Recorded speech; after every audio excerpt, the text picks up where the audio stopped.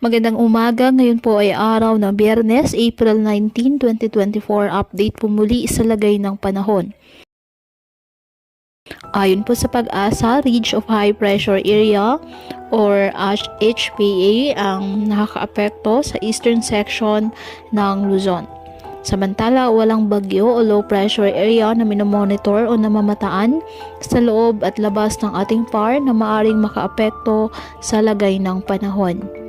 Ngayong araw, dahil pa rin po sa mga localized thunderstorms ang Metro Manila at nalalabing bahagi ng bansa, generally maaliwalas na panahon, mainit at maalinsangan.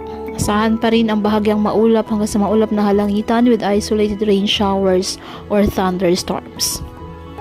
Kaya patuloy pa rin po natin na pinag-iingat ang ating mga kababayan sa banta pa rin po ng mga pagbaha at pagkuko ng lupa, lalo na kapag may malalakas na ulan. At ugaliin na magdala palagi ng payong o kahit anong mapanangga sa ulan o di kayo po ay sa init ng araw kapag lalabas ng ating mga tahanan. At yan po muna ang update sa lagay ng panahon ngayong araw.